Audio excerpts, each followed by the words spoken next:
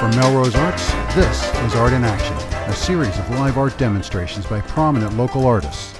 Working before an audience, the artists describe their process and answer questions about their technique. They show you their approach to art in a very personal way. From the art of encaustic, reverse painting on glass, fiber art, and calligraphy, it's all here. Sponsored by Melrose Arts, a volunteer group dedicated to encouraging the visual arts in Melrose. These monthly art demos are open to the public and free of charge. Today on Art in Action, award-winning pastel artist Jeff Ventola shows us how to create space and bring dimensional lighting to a landscape from start to finish. Jeff is an impressionistic oil and pastel artist who enjoys subjects of all kinds, especially those that challenge him.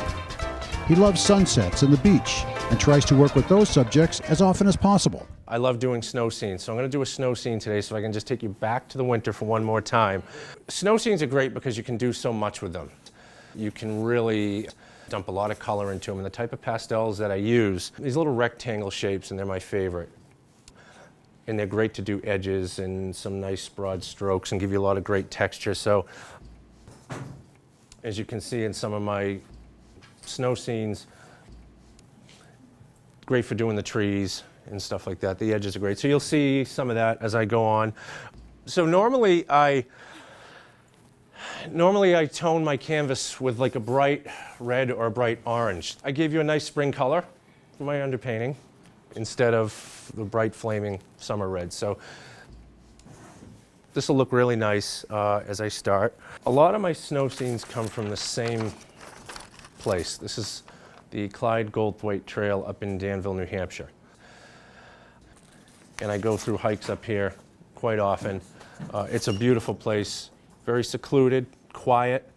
I'm not going to do this whole thing here. I'm only going to do a section of it right here because I think it's a much more interesting composition than the whole picture. Doing an underpainting like this, it gets the pastel dug in the tooth. It's on a sanded paper. It's made by Kitty Wallace, and it's impossible to find, but it is by far the best, in my opinion, paper out there to use. It comes in a couple different colors. It comes in a museum grade and a professional grade.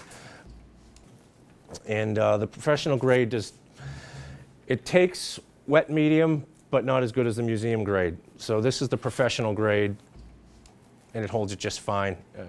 You can literally dump it in the sink, the museum grade, to get the pastel off it if you need to clean the board up. So, but I put a nice underpainting on there, and it's dry and ready to go.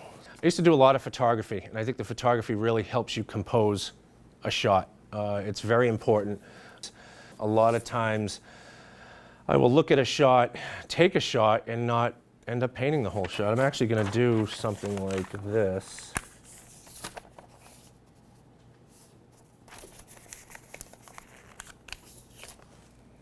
Something closer to that. That's what I'm going to do. But I will go someplace and take a photo, take 50 shots of one location, just in case the clouds change, the lighting changes. That's so important. And even the reason why I like this picture so much is there's just a beautiful burst of sunlight coming through there, which I hope to capture that. So let me get started. First thing I do is usually put my darks down first and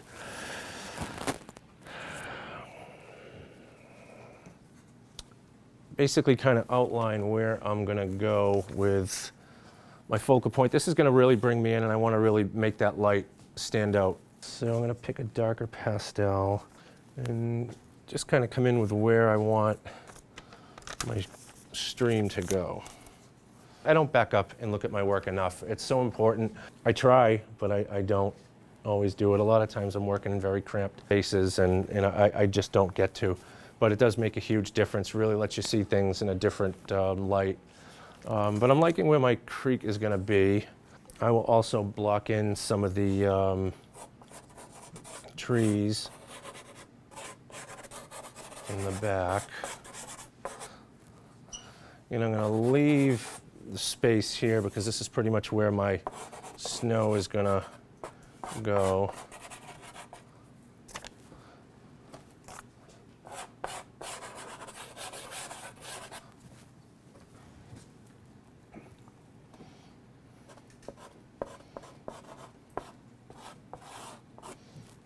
about where my tree is going to be. Now, the good thing about being an artist is you can kind of do what you want. Even if the photo says one thing, you can do something else. I probably won't put all those trees. I'll probably bump the light up a little bit more and add a little more color into the little creek there. There's a lot of color in here, a lot of beautiful reds, some violets. So I'll add some colors in there like that as I go. Get another tree in there. Those aren't going to get finished for a while. I just need some sort of a placeholder to kind of keep me in the right area where my trees are going to go. The great thing about snow is I know it's white and looks white, but it's really not white, and it just has so many beautiful colors in it. And when I do my snow scenes, I really push the purples. If you look at my website, you'll see a lot of my snow scenes have very heavy purples, and I love doing that.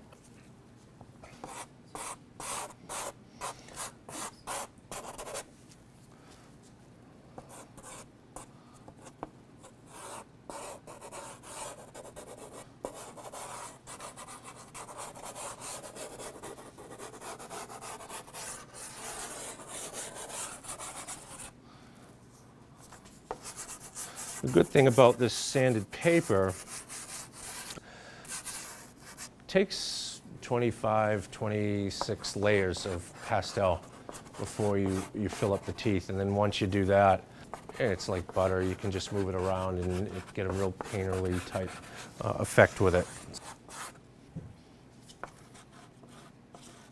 Even in the water here, and it's not a great photo, but there's so many colors, the reflected light from the trees. You can see a lot of the greens and the browns and even some of the yellows in there. So I'm going to put some of that in early before I really start to pile on the color here.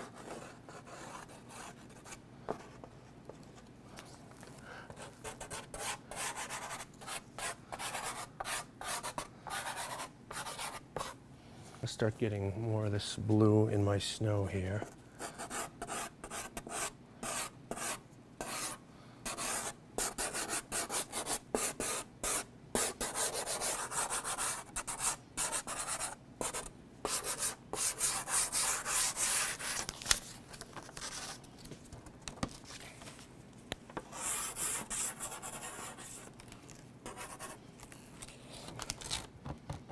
This is also mounted on gator foam, which is a really rigid foam core. I mount a lot of my oil paintings on masonite, but the gator foam is really strong and it doesn't warp, and a lot of times the foam core bends, and it's not good to have your pastel board bend long term. Nice watercolor going here.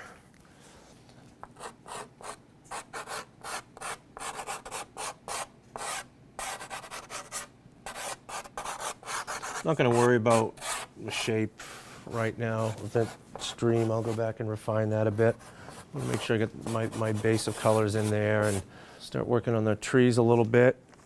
Snow has so many colors in it. There's even some greens in here. Very light greens. I'm going to put a little of that in now, but probably come back with a little more later. Gives it a real icy feel to it.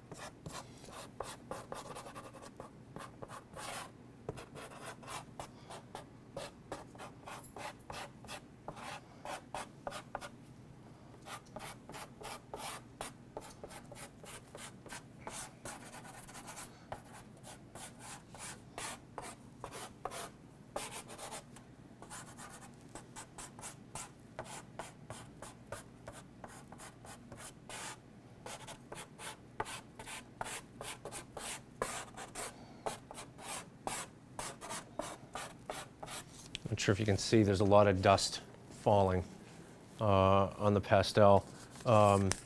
Usually what I do when that happens is I take it off and I try and bang the paint and get some of that loose dust off a bit. so the colors don't look so foreign to me as I continue painting.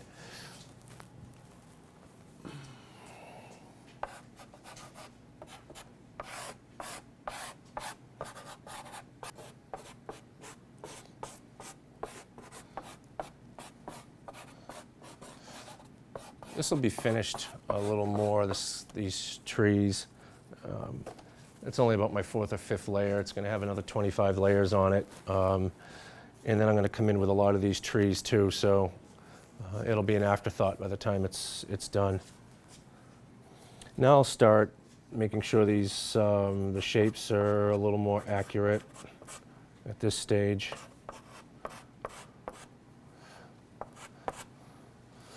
I got a little rock over here. Actually, it's a big rock. I want to make sure I get that in there.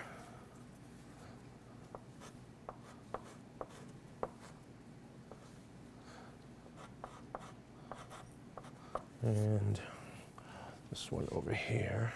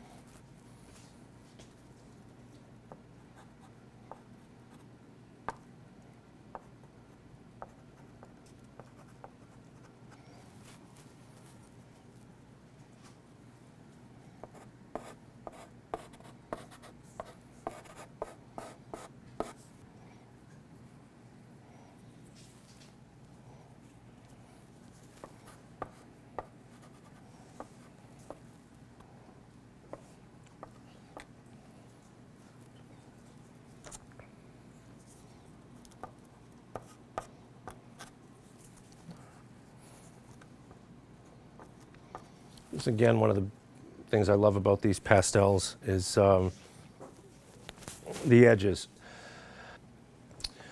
And you just don't get it with some of these other shaped pastels, the round ones or the, I don't even know what shape you'd even call that, but again, the Ludwigs have these beautiful edges, and they're great for really making these sharp edges on an embankment like this if you need to. You can always go back and soften it later if you need to, but it's really helpful too when you're doing trees.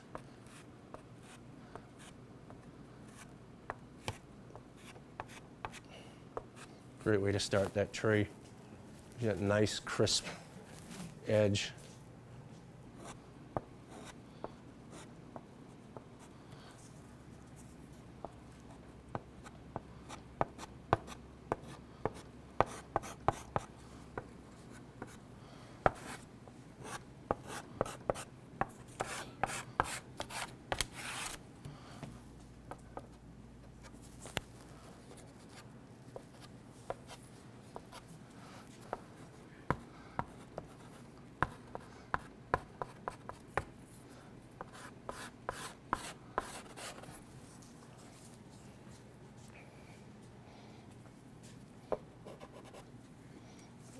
Okay, this is looking good down the bottom here. I'm going to start working on those trees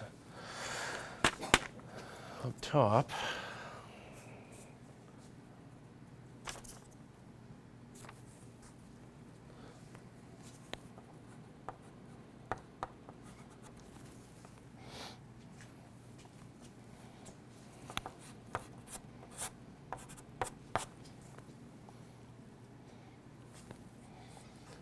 One tree going all the way back here.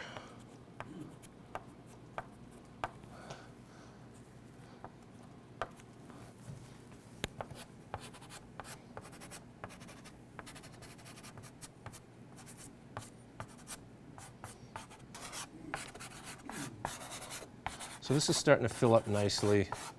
We've got some good colors in there. Need to get some more of my darks in there too. So I'll go back.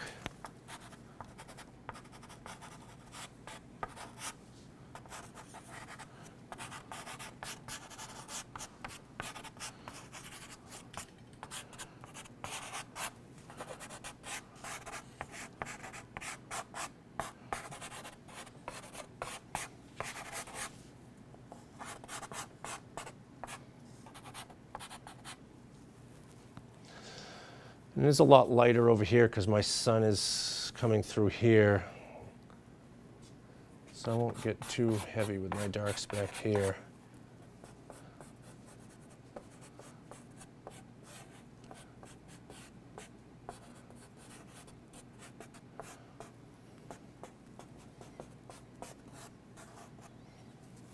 Yeah, that's what I wanted.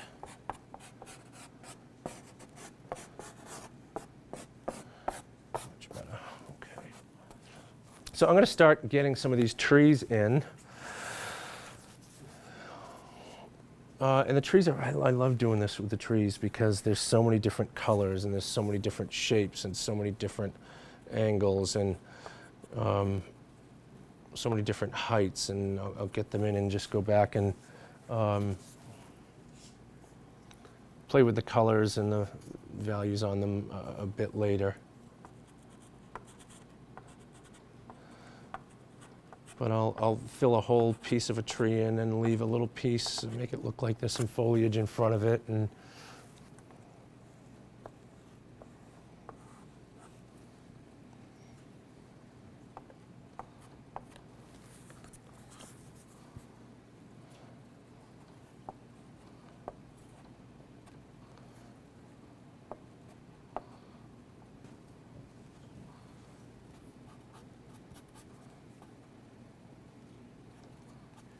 that's better.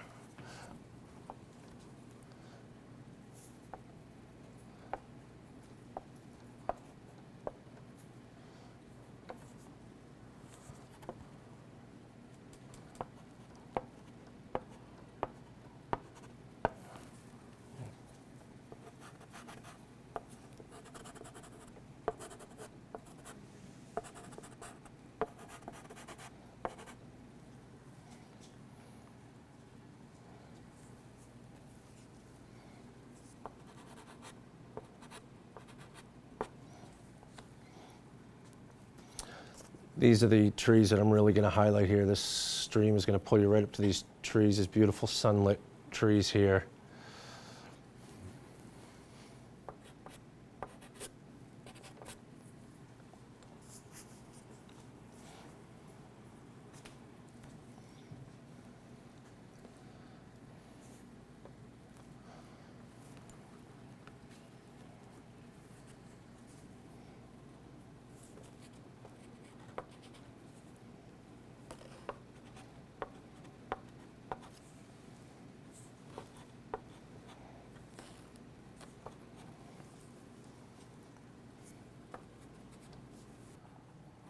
And again, the more I look at this, I do see some of this green in here a bit, so I want to add a little more of that.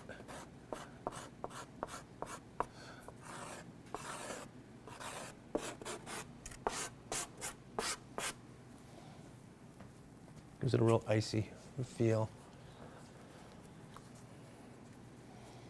I'll get some of these dark purples in here.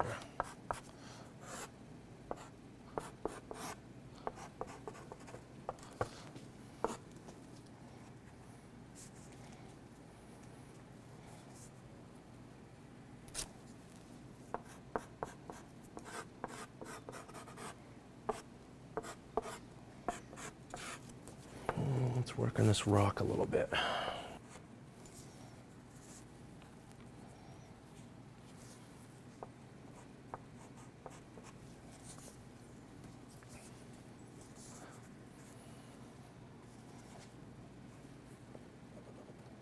I'll be putting this dark purple in here for this rock. I'm going to throw a little gray on there also. But I don't want it to just be flat and boring, so that the purple will show through a little bit and make it a little more interesting.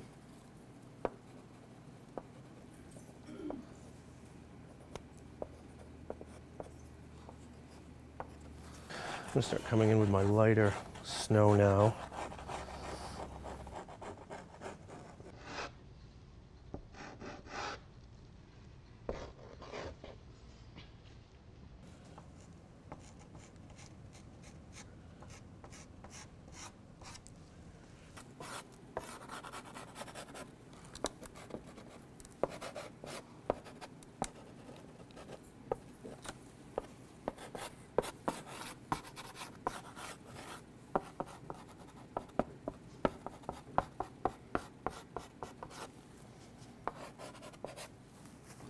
Going to work on this tree a little bit here, give it a little form. The great thing about these pastels is once your layers again start getting built up, you can really start to blend them a bit. You can see the tree start to wrap a little bit. And I love playing with these bases where you can really have the bark stump of the tree dig into the snow.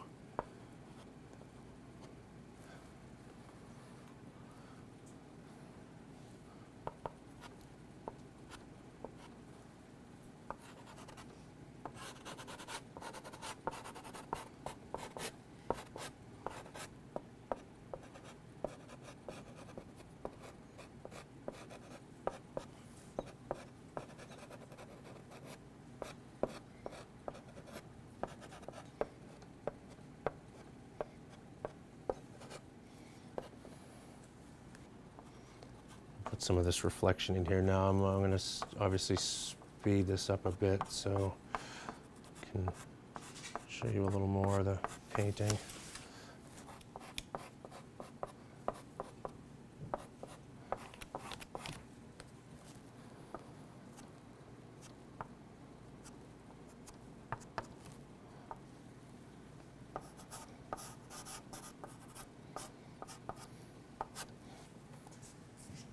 I normally wouldn't go this light this fast, but again, for the demonstration, I'll just keep layering the lighter colors on top, and it really gives it that sunlit effect there. And even if I don't see it in the photo sometimes, I really want to bump some things up. There's a little sunlight hitting that embankment there, but when I get closer to the end, I'll really hit this piece right here with a lot of light snow.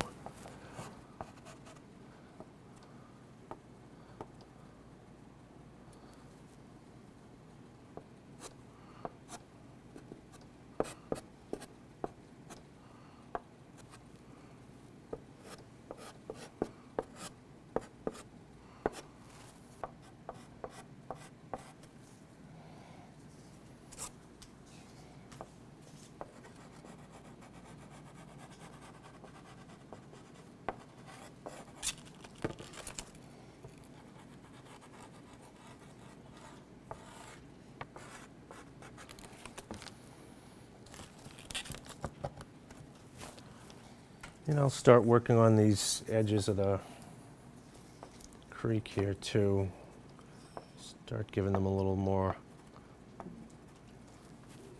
life. They're not as perfect as I had them drawn.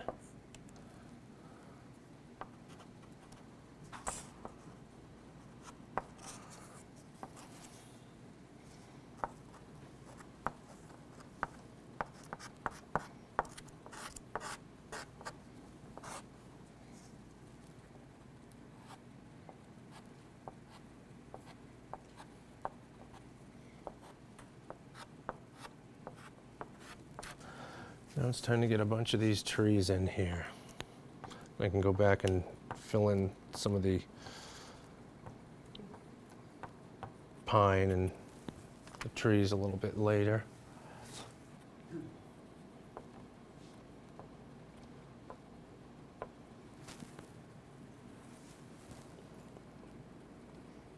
I'll do some of them with a couple different pastels so they look like they're more in the light in some areas.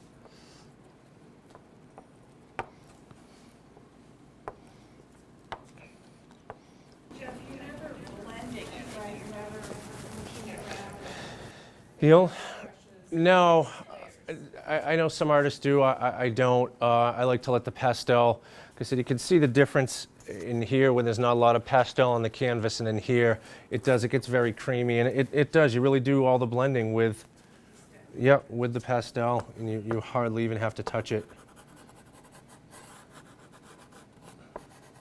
The more layers you put on, the more it blends.